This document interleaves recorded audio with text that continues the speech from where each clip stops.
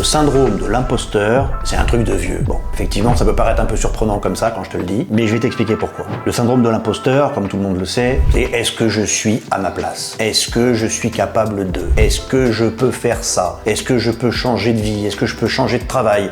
C'est ça, le syndrome de l'imposteur. C'est est-ce que je suis à ma place? Est-ce que je mérite d'être là où je suis? Est-ce que je peux faire mieux dans ce secteur d'activité? Alors, il y a 2 jours, j'ai rencontré un banquier qui m'a contacté en consultation, un banquier d'une banque d'affaires parisienne très connue et qui voulait avoir mon opinion et mes conseils sur une reconversion professionnelle. Et en fait, il m'a expliqué qu'il travaillait donc dans cette banque d'affaires avec un rythme effréné, grassement payé, comme c'est souvent le cas dans ces banques, puisqu'il s'occupait de fusion-acquisition, de M&A, de rapprochement entre des boîtes pour pouvoir fusionner, les racheter et ainsi de suite. Mais au bout d'un moment, il n'éprouve plus de plaisir dans ce travail. Il n'éprouve plus de plaisir et il s'est dit, est-ce que je veux continuer à faire ma vie comme ça? J'ai envie de créer ma propre entreprise, mais je sais pas si je vais y arriver. Je sais pas si je suis légitime. Je ne sais pas si je suis capable de gérer une entreprise au quotidien. Pourtant, ce banquier avait l'habitude d'avoir des patrons, des chefs d'entreprise, des actionnaires, parfois de haut niveau, puisque ce sont des fusions-acquisitions dans des grosses sociétés. Et donc, il pouvait se dire, voilà, moi, je suis très diplômé,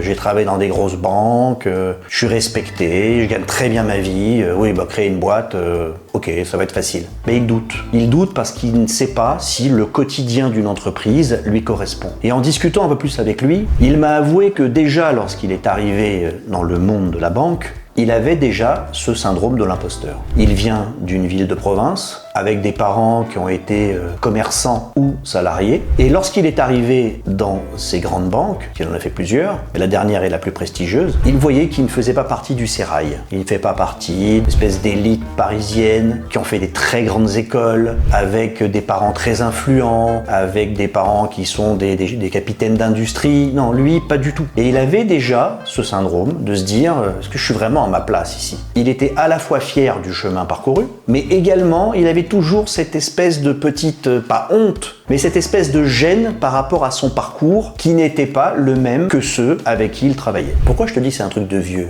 le syndrome de l'imposteur? C'est parce que lorsque tu es jeune et tu démarres une activité à un âge précoce, 20 ans, 21 ans, 22 ans, les questions, tu t'en poses pas trop. De toute façon, tu sais que t'es pas au niveau puisque tu démarres. Tu es jeune, t'as jamais travaillé avant ou très peu, donc tu ne te poses pas la question. Évidemment que tu démarres de rien. Donc tu ne poses pas trop de questions, tu avances. Moi, lorsque j'ai créé ma première entreprise à l'âge de 21 ans, je me suis pas posé de questions. Je me suis dit, de toute façon, au pire, ça marche pas, bah tant pis, je ferai autre chose. J'ai la vie devant moi. Donc, on avance. D'ailleurs, cette histoire, tu pourras la retrouver dans une de mes vidéos où je te raconte comment on a démarré avec mon frère à l'âge de 21 ans. On s'est pas posé de questions, on a su changer de braquet régulièrement. Peut-être que si j'avais créé cette entreprise à 30 ans, 35 ans, 40 ans, peut-être effectivement que j'aurais eu des freins. Parce que le problème de l'imposteur, c'est quoi? C'est que lorsque tu prends un peu d'âge et que tu décides de te reconvertir, tu sais ce dont tu es capable, puisque tu l'as fait, mais tu sais aussi tout ce que tu ne sais pas. Tu as conscience de ça. Et tu te dis, mais moi j'y arriverai jamais. J'ai 35 ans, j'ai 40 ans, j'ai 45 ans,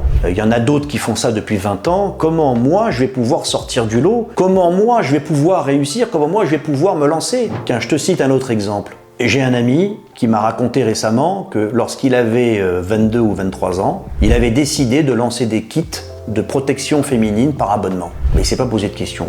Il s'est planté, mais il s'en fichait. Tant pis, ça n'a pas marché, bon, bah, je ferai autre chose. Je suis convaincu que s'il l'avait fait à 30 ou 35 ans, il aurait réfléchi différemment, il aurait dit, mais est-ce que je peux le faire? Est-ce qu'il n'y a pas d'autres concurrents sur le marché? Est-ce que moi, je vais y arriver alors que d'autres sont beaucoup plus forts que moi? Tu sais, ça touche tout le monde, ce syndrome, à un moment ou à un autre de sa vie. Même Bernard Arnault, qui est aujourd'hui l'homme le plus riche du monde, comme tout le monde le sait, avant de récupérer Boussac et Christian Dior et de monter l'empire qu'il a aujourd'hui, à un moment, il s'est lancé dans l'immobilier. Il avait repris l'affaire familiale et il s'est lancé dans l'immobilier. Et fort de ses succès, il a décidé d'aller faire de l'immobilier aux États-Unis. Ben, il s'est planté. Donc même Bernard Arnault peut se planter. Tout le monde peut se planter. Il n'y a pas un chef d'entreprise qui n'a pas connu l'échec dans sa vie. Donc à un moment, ce que tu dois te dire, c'est que n'aie pas peur de l'échec. L'échec fait partie de l'apprentissage de l'entrepreneuriat du chef d'entreprise. L'échec, c'est tomber et de pas se relever. Le succès, c'est d'être tombé, de s'être relevé et de continuer. Alors comment faire lorsqu'on a ce syndrome de l'imposteur?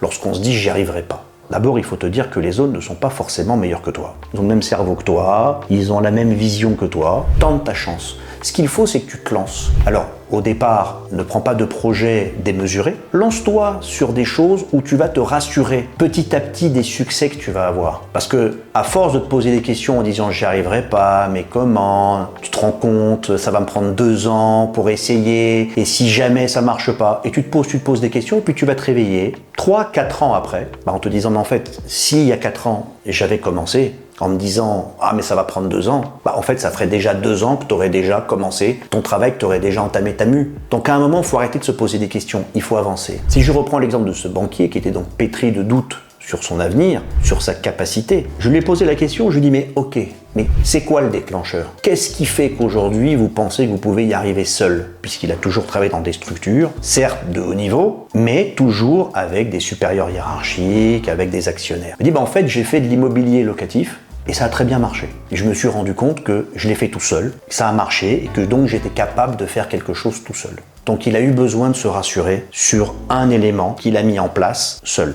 Tu dois faire exactement la même chose. Ne te pose pas la question de savoir est-ce que je suis légitime ou pas. Par définition, avant d'y être, tu ne l'es pas légitime. Donc tu te lances, tu commences, tu prends des avis, pas trop, parce que sinon tu vas te noyer, tu n'y arriveras pas, et tu te dis je vais commencer à faire cette activité et je vais voir ce que ça va donner. Et petit à petit, ça va te rassurer et tu vas voir que tu es capable de faire des choses tout seul. Lorsqu'on a été salarié pendant longtemps, c'est pas évident de se dire je me lance et je me mets à mon compte. Quand on voit ça de l'extérieur, on croit que c'est très facile, on croit que c'est très beau, on va gagner beaucoup d'argent, qu'on va être libre. Je n'ai de cesse de le répéter. Créer une boîte, tu n'es pas plus libre, bien au contraire. Alors certes, tu deviens esclave de toi-même, tu deviens esclave de ta boîte, mais tu auras toujours des contraintes, tu auras toujours des obligations. Certes, pas vis-à-vis d'un patron, pas vis-à-vis d'un directeur, pas vis-à-vis d'un chef de service, mais tu auras des obligations par rapport à l'administration, par rapport à tes clients, par rapport à tes fournisseurs, par rapport à tes salariés, si tu commences à embaucher et que tu as du monde. De savoir que tes salariés, c'est pas juste des numéros, ce sont des humains avec des familles, et que donc tu deviens responsable d'eux. Si jamais ta boîte elle va au carton, tu vas mettre des dizaines de personnes. Tu sais, tu as 10 salariés, mais en fait, si tu es obligé de les licencier, les 10, c'est pas 10 personnes que tu as mis dans la merde, c'est des dizaines de personnes, parce que tu as leur famille, tu as leurs enfants, donc c'est une responsabilité aussi. Donc tu auras des responsabilités, beaucoup plus contraignantes que d'être salarié. Alors oui, c'est vrai que si ta boîte progresse, tu vas pouvoir t'enrichir. En tout cas, tu pourras gagner plus d'argent qu'en étant salarié. En étant salarié, il n'y a pas de surprise. C'est un salaire, ça tombe tous les mois, tu es viré à la fin du mois, mais quand tu es salarié et que tu rentres chez toi le soir, tu ne te préoccupes pas de savoir comment la boîte, elle va payer son URSSAF du 15. Comment elle va payer sa TVA? Comment elle va payer ses fournisseurs? C'est pas ton problème. Quand tu crées ta boîte, ça va devenir le tien. Donc il faut que tu y ailles tranquillement. Tu tentes, tu essayes, tu te rassures avec des petits projets qui te permettent de te convaincre que tu peux y arriver. Et tu sais, ne crois pas, quoi qu'il arrive, tu auras toujours besoin de te rassurer.